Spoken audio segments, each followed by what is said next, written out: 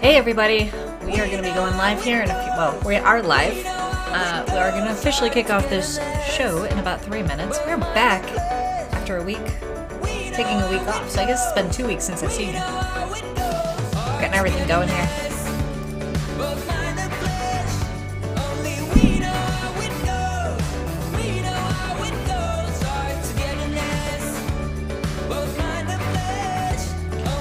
Alright, so welcome. We're up and running on Facebook and YouTube. I think this music's a little loud.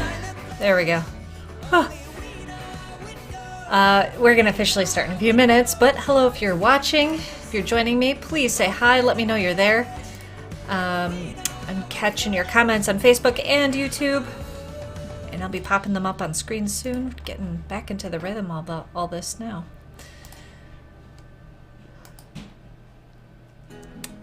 Go. There's that. And this.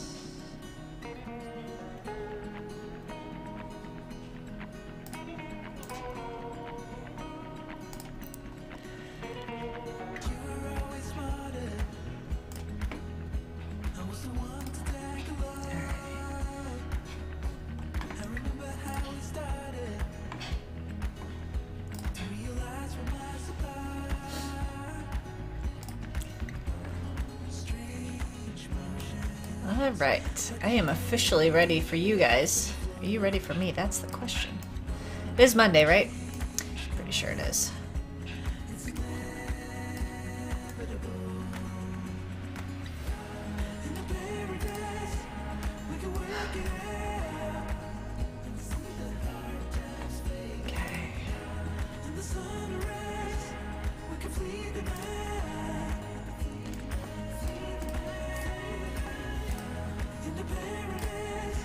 Alright, it's gonna be a show today. What do I mean by that? You'll have to see. Here we go. Got our first comment, making sure that this works here. Let's see. Hi Marcus, thanks for saying something. For a moment I was a little nervous that I lost my audience. Thank you for saying hi. Let's see here, it's 5:59 my time. This official at 6 o'clock. Go through a little intro and then catch up on everything that's been going on. All right.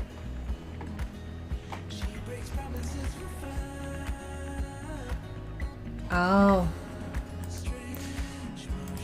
Okay, so Marcus is at Carnival. Marcus, you're amazing. The fact that you're... I know you can't hear me, but thank you for watching.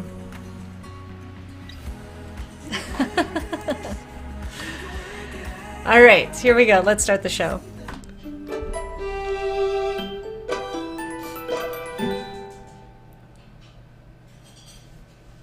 Hello, everybody. My name is Lynn Clementi Hicks. Thanks for joining our live stream today. And if you're watching in the replay, hello. Please don't be afraid to leave a comment letting me know that you watched.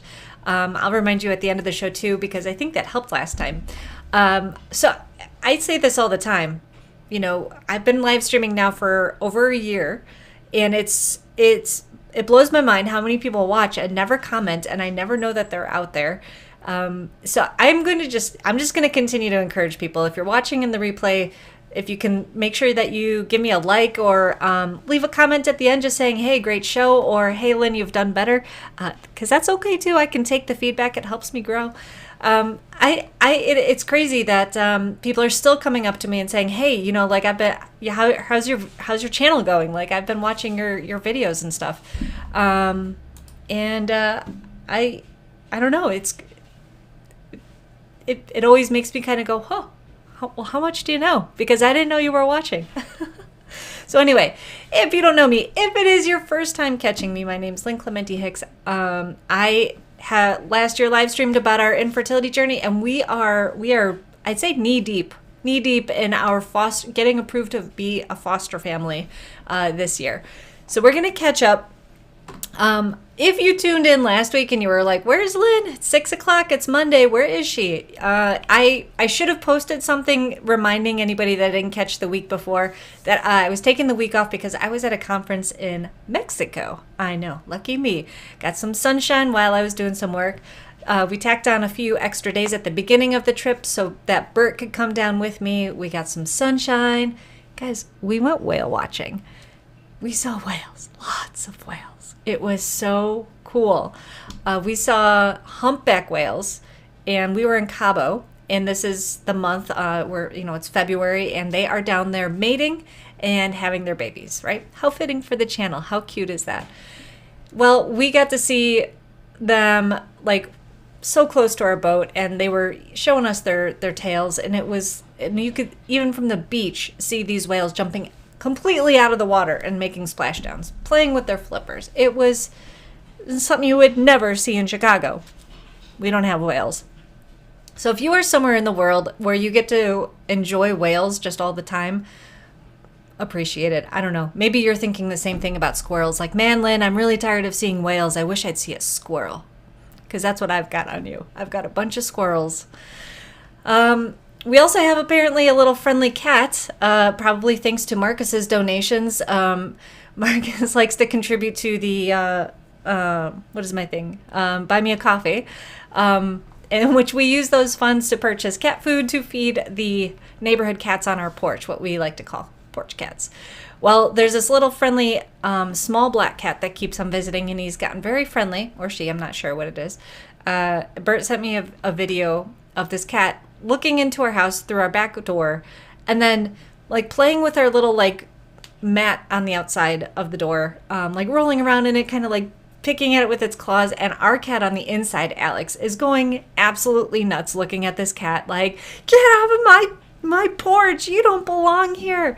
And this other cat's just like, hey, this is fun, it's sunny out here, want to play? It eventually ran away, but it has been back several times. I think this cat is very intrigued by what's going on in this house. So let's say some hellos. Hello, Mom. Thanks for tuning in. And Dad, I appreciate you guys always giving me an extra viewer out there. Savita, hello. Thanks for saying hi and waving. Oh my gosh, Bert is adding another story from the what is this? I guess the Nature Channel in Chicago here. A hawk was in our front yard tree today. It had caught a rat. Oh my gosh. That's surprising because with all the cats in the neighborhood, we don't see rats very often, actually. So good job on the hawk to catch a rat. And I'm glad it didn't catch a cat. So what I'd like to spend some time today going over is what's on my mind with this fostering. I continue to get the question, oh, well, what age group do you want to do? And I'm just going to, kind of catch you up here where I'm at with this, that we're not sure yet. We filled out our application open to any age, meaning we could get an infant straight from the hospital. We're also open to getting teenagers up to, I think, 17, or I don't even know if they place 18-year-olds, because I think once they're 18, they're out of the system. Educate me if I'm wrong. I think we're starting to narrow this down just a little bit, especially for our first placements. I'm not sure that we want to take on a brand new baby as our first placement. This would require us to, during our final walkthrough, already have a crib in the house, have all the things ready for that, including, I think, a car seat and bassinet, all those things that I don't know if I'm ready for that, to be honest. I'm watching my friends with their babies, and I'm still in this pregnancy group from when I was pregnant last year. That due date's coming up, and I'm seeing these women that are already having their babies early. They came a few weeks early, and I'm like, man, I don't know. I don't know if I'm ready to take on a baby. So I think right now, if someone were to ask, I'd say I'm leaning more towards maybe 3 years old and above. I know any age is going to come with its complications, but I'm not sure that I'm ready for the baby right now. We'll see. We'll see if that changes. Who knows? I would love, as I'm going through this, if you have any experience with foster families, foster kids, foster friends, let me know. Give me some insights, some stories. I have heard a lot of stories, and they're extremely helpful. in giving me hope, giving me a little bit of warning on what to, could happen, has happened to other people. And I know that every experience is going to be different. And I'm just here to take you through ours, to share what we're feeling as we go through this. So maybe it'll inspire somebody else. Maybe I will be a story that you share with someone else who's thinking about fostering. And I would love for this someday to become a group, where we can actually get people together in a way that, we're only a text message away, or a weekly, Zoom meeting away or something, where we can connect and kind of support each other through that. Not there yet, but that's where I'm hoping to go with that. I want to also fill you guys in on the conference. Now, little old me here, a couple cool things that happened at this conference. Now, this conference is about the sport and social industry. I work for Chicago Sport and Social Club, and once a year we all get together and exchange notes, educate each other, come up with new ideas, new best practices. I attended a DEI, diversity, inclusion. Oh no, I forgot the E. Somebody will know that. Equality. Oh my God, I don't know why I can never remember the E. I think this is a big sign. This is why I went to the DEI seminar. But this is all, it's all knowledge share. It's very supportive environment. And I was on a panel this year. I know, little old me. I was so excited to be on this panel because, for years I've been saying, why aren't we talking about pickup games, which is the thing that I run for my company, in addition to other things. But it's what I think that I'm the expert on. And I finally got invited to be on a panel with 3 other people. And Guys, I gotta say, all this practice here on the live stream, practicing talking, being concise, telling a story, eye contact, being expressive and stuff, it worked. It helped me big time when I was on this panel, and I got a lot of great feedback, and it was really wonderful. It just made me feel very valued and wonderful, and I don't know. It was like, this is like the pinnacle of what I've dreamed of for my role. But so I shared, so that was the first really cool thing. The second thing is I got an award, because I've been in the industry for 10 or more years. So that was a really cool recognition. For those of you that don't know, I switched careers from marketing and advertising, and then took a complete leap into this completely new career of, putting on adult recreational sports and events. And I love it. Absolutely love it. Never looked back. So it was really cool to get that recognition. One of the other awards that they give out is for philanthropic stuff, right? How are the clubs giving back? And there's some good stuff out there. But it was like this aha moment, like, oh my gosh, this is what we need to be doing for these foster families. I need to put together something so that foster kids feel like they're part of a team. It's such a huge reason of why I believe in adults playing sports is all the things that you learn from playing as a part of a team, right? That you have to work together, that you play a part, your role, your attitude, all the things that come with sports and working together. It's like, duh, this is what I can bring my expertise to the foster community. Now, I threw that idea out to a couple of people so far, and no one's quite sure how that would work, since that's like on the foster program's typically on a state level.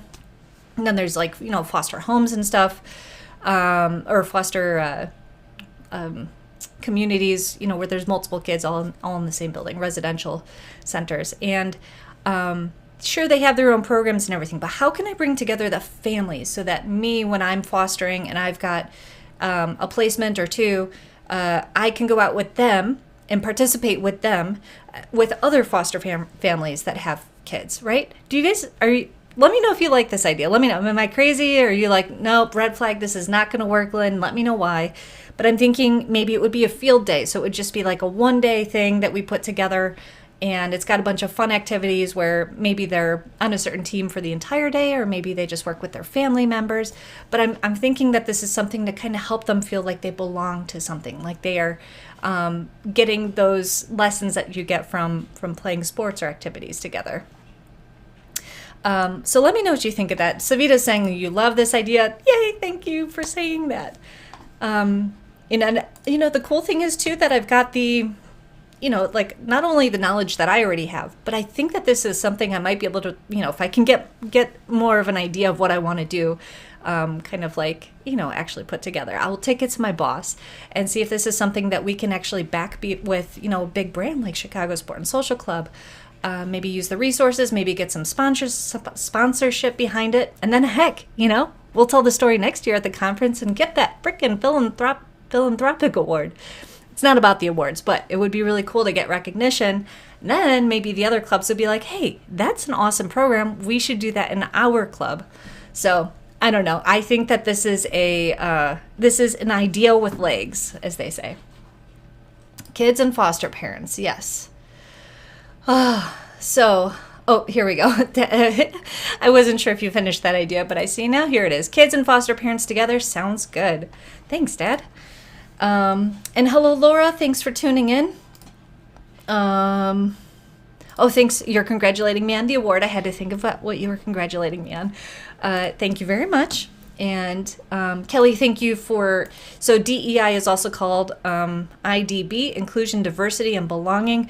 This is a big theme with it, it's making sure inclusion and diversity are different things. And so that makes sense that it's inclusion, diversity, and belonging. It's making people feel like they belong, yeah. So that's, and that's another thing with inclusion, diversity, and whatever that E is, but belonging, it extends in so many ways. And we only talked about a part of it at the conference, and it's something that I feel is really important, and it's a very delicate thing, isn't it? Because you can't just, I don't know, it's not just like a simple thing to implement, because there's a lot of training that gets involved, doing it right, something that you're unfamiliar with. You're like, am I saying these words right? Am I using these terms correctly? It's a tough thing to get into and feel confident about it unless you have someone kind of like taking you through it.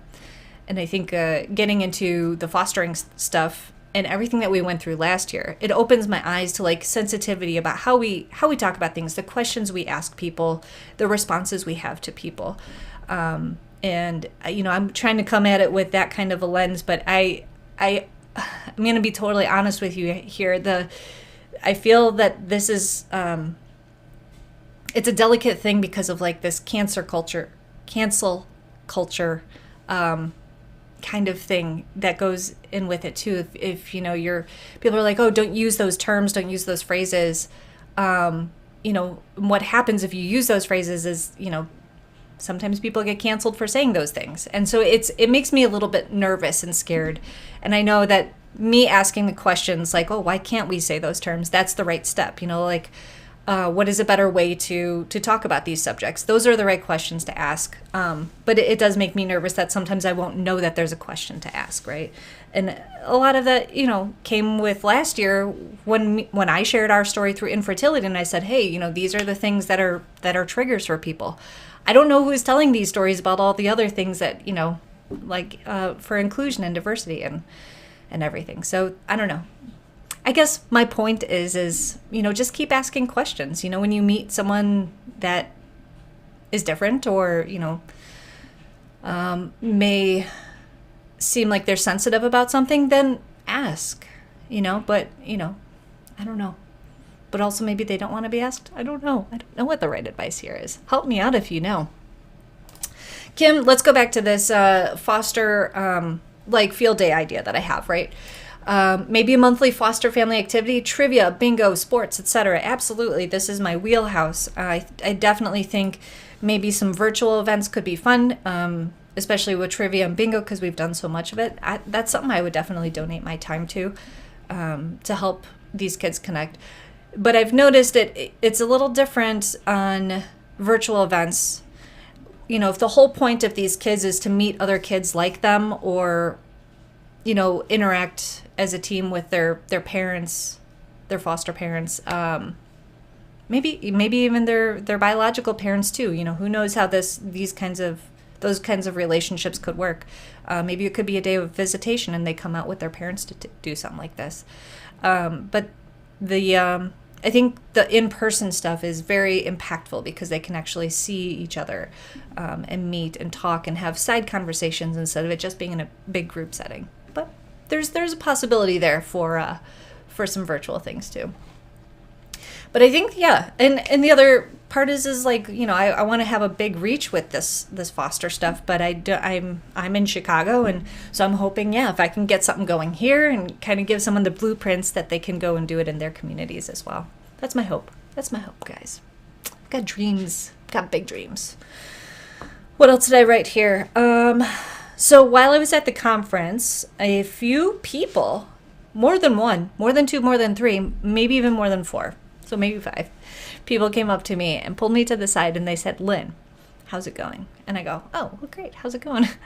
And they're like, no. Like, your journey, how's it going? And I'm like, how do you know about that? How do you know? They're like, "Well, I saw your videos." I'm like, "How did you see my videos?" So I was like, why are so many people saying this to me? And it made me think back when I very first started doing this. I think back in January of last year, January 2021.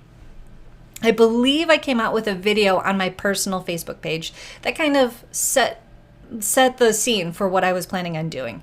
I said what we were going through. It was a very impactful video. And I know I did a live video, and I think I did a recorded video too. And that is the video I think that they're all referring to because I put it on my personal Facebook page. But I directed everyone, hey, if you want to follow this, I'm keeping my personal Facebook page so I can post my pictures of whales and, my nephew and whatever, other things I'm doing in my personal life. But this other stuff that's going to be a very, focused attention on our fertility journey, this is where it's going to be. It's going to be housed on Baby Talk with Lynn, YouTube, and a Facebook page.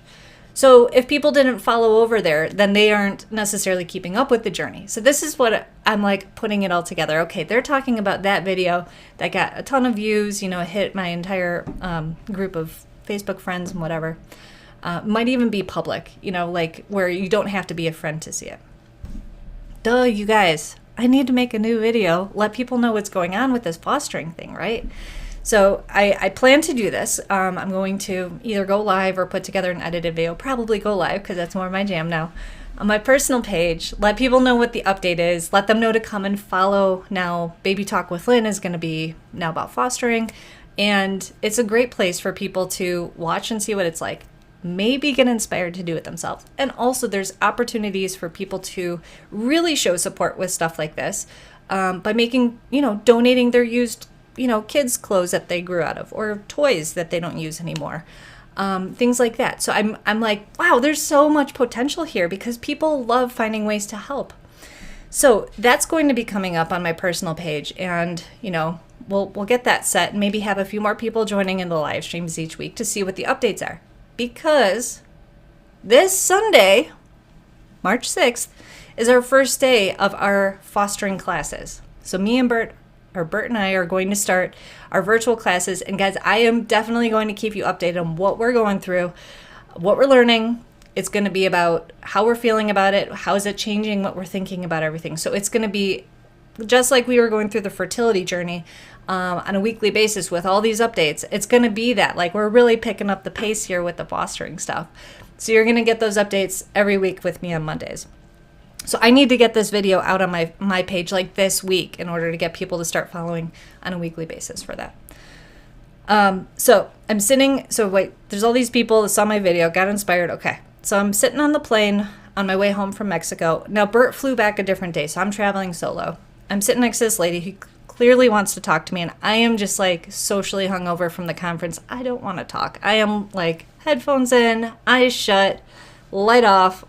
No, lady, get all the signals. I don't want to talk. We waited all the way until we landed, and then finally she broke through and she got me to talk to her. And you're like, Lynn, that's so unlike you. Don't you talk to everybody? I'm like, guys, sometimes I need a break. Believe it or not. So this lady's like, okay, what do you do? And I kind of told her kind of basically what I told you guys, but in a more of a nutshell. And she is like, wow, that's awesome that you're doing that. I'm a teacher. I see these kids and what you're doing is so great. And you've got a YouTube channel. You can really have a huge impact with that. And she is like pumping me up. I'm like, yeah, thanks, lady. This is pretty great. I'm glad I actually talked to you. And she's like, I bet someday you're gonna be on TV, and I'm gonna be like, I sat next to that girl and I helped her, like push her to doing these like foster, sports and stuff like that. So she really pumped me up there, and I think that's kind of where all this like, I don't know. Sometimes you get this motivation from unexpected places, from a stranger on the plane, or people that come up to you and say that they saw your videos and stuff. So here's what I'm going to do. Let me throw it back to you guys because I've been talking nonstop over here. I want to make sure you're still with me. Let me know. Let me know, where have you found unexpected motivation? Is this a weird question or what? Something that inspired you, that kind of took you by surprise. What maybe you were making cards. My mom likes to make cards, and maybe she saw something and it gave her an idea for something. My dad recently got back into, he likes to work with clay. He makes clay models. Maybe where did that inspiration come from? Was it someone that said, hey, you'd be really good at this? Or was it the other end? Someone said, oh, you can't do that. There's no way you can do that. And you're like, I'm going to show them.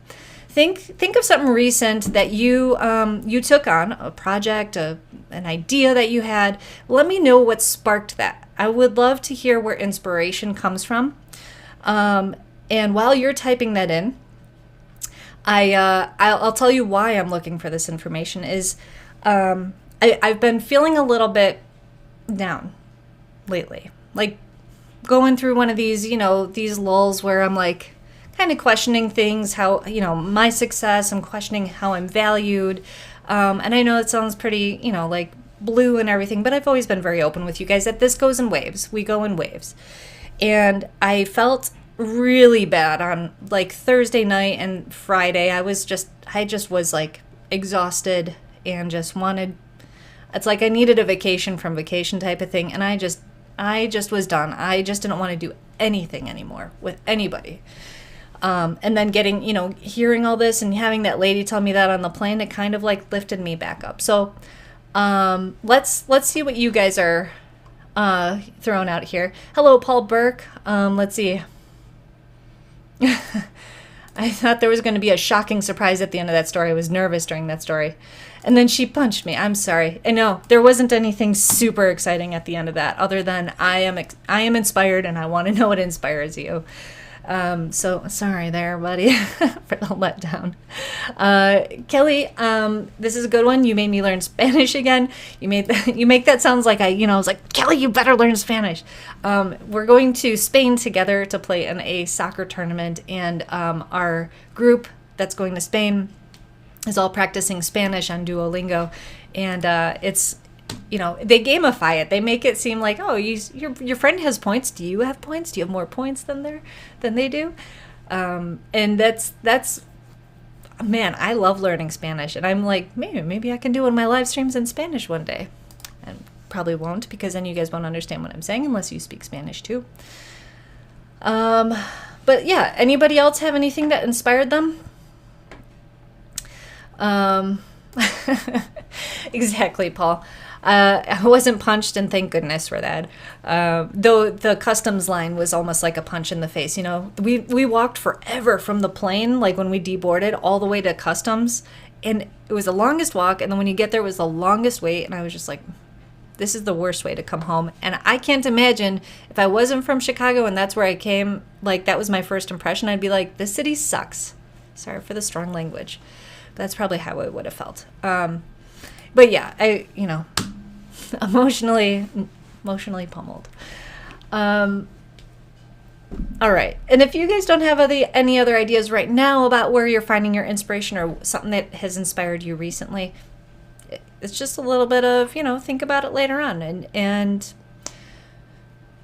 sometimes we just need to what I want to bring to you is, that sometimes inspiration comes just when you've got your mind open, or when you say yes to something, or when you say no to something. So I was hoping with a bunch of examples we might be able to say, oh, yeah, inspiration comes from all over the place, but you kind of have to have your receptors on. Receptors.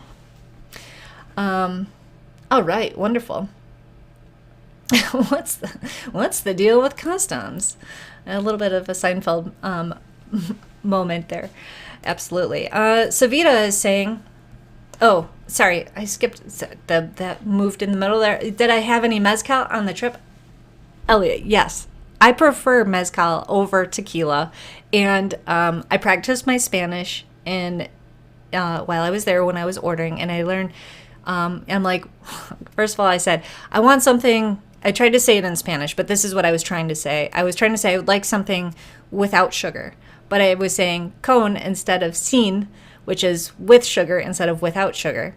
And that was funny, but the server was really, really nice about it. And he's like, okay, how about a mezcalita skinny?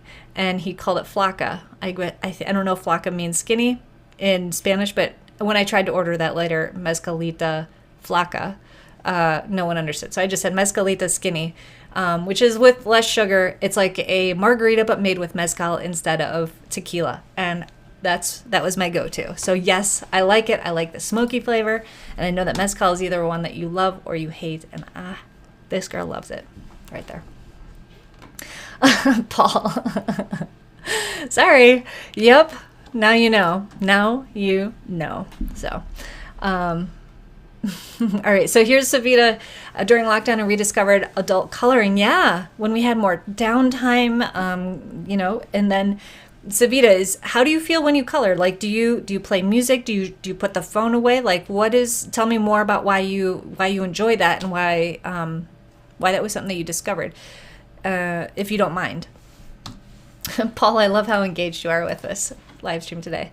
All right, I'm finding inspiration on walks. Surrounding myself with quiet has been really helpful. No podcasts or videos or anything. I love that. And I found myself a few moments like that in Mexico where I was able to just put it all away and just no sound, no nothing, no interruptions. And I was watching the ocean. And if you have ever gone whale watching, you just have to be patient and sit and just kind of just wait. And it was wonderful. It was so peaceful. And I really encourage people, like, if you can find those moments to have total quiet, just disconnect from everything. Create that space somewhere in your home or somewhere you can go, or on a walk or something like that. It really does kind of reset everything. And I talked to one of my friends at the conference, and we agreed on this so much. We actually went out and did yoga together one of the mornings, and it was just really nice to break away from everything and do some breathing and stretching together. Was wonderful. So I would really like to create a space in my home, and I've talked about doing it in the attic where I can go up there and it's all comfort stuff. It's very quiet. There's no TV. There's nothing. There's no speakers up there, and just sit and relax. I'm gonna try and create that space. Yeah. Savita, okay, I had to clear thoughts from running through my mind and focus on the same shapes. It turns into a meditation. I love music too. I will try that next time. Wonderful. That's exactly what we're talking about, right? Look at the theme that we have here is like finding that space to just block everything else out and make space for ourselves. And it doesn't have to be a lot of time. It can be as simple as 5 minutes or 10 minutes, 15 minutes. It doesn't have to be like, oh, I have to do an hour meditation. It shouldn't feel like a chore. It should feel like a reward, a break, and not even a reward. Sometimes you just need to break away and reset. And I've heard if you take a lunch break instead of working through, that you're more productive in the afternoon. So today I had a lot to catch up on, and Brian's like, do you want to go for a walk? Brian's my coworker. And I said, absolutely. Because even though I didn't need to buy anything for lunch, that walk just helped me re-energize, get ready to go for what's coming next. So 100%, guys, we are so in tune with each other today with this quiet space. I love it. Okay, I don't know what this is. Okay, ideas are like whales. You have to let them show up. And you're like on a tour boat just waiting for them to show up. Exactly. You just have to wait for ideas to show up. It's exactly like that, Paul. Exactly like that. The ideas will come to me. I just have to wait. No effort needed.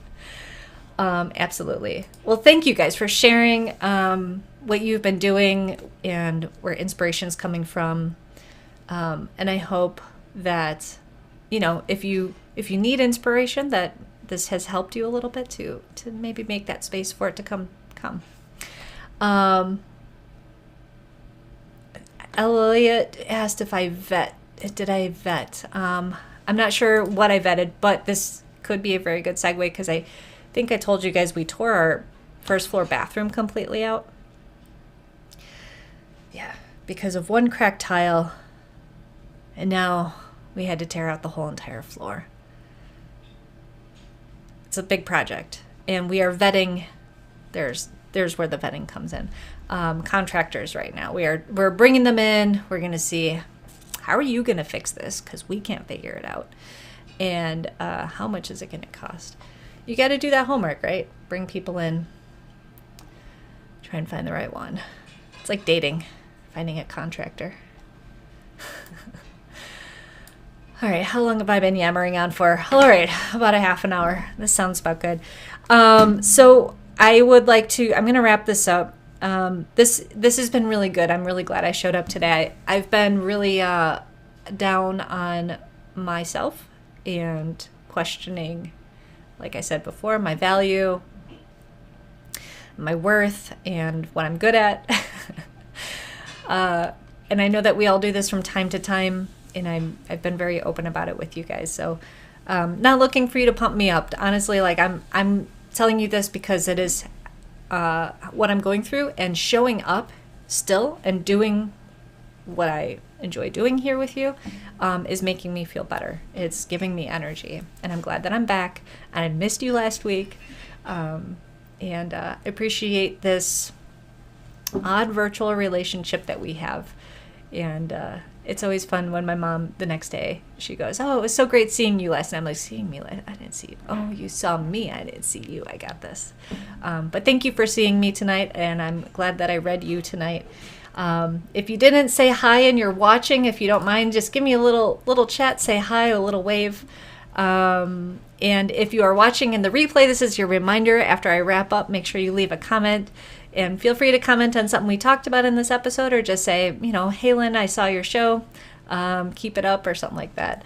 And I appreciate you guys tuning in and keeping this going. I can't wait to share what's coming up on our foster journey, especially as we're really getting into the lessons and the licensing and everything. And I feel like I'm going to have a lot to share with you. And I'm going to need your support for sure, because it's getting real in here. So thank you. I hope you have a really wonderful week. Thanks for tuning in. I will be back next Monday. Can't wait to tell you about our first class. Get a couple last comments here. Laura, thank you so much for saying this. Great to see you. I love this channel. I feel like I'm going to take a screenshot of this and I'm going to, put it on my page or something like that. I appreciate you saying that so much.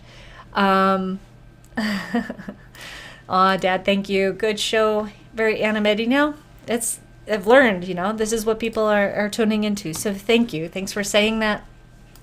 Aw, and Paul, I took a quick poll amongst all my cats, and they 100% think you're great, and I 100% think you're great. Thanks, Paul.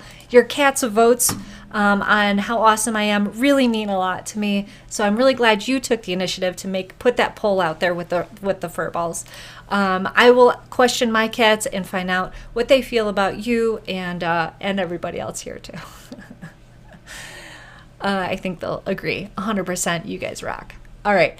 I'm going to wrap this up. Thank you guys. I'll see you next Monday.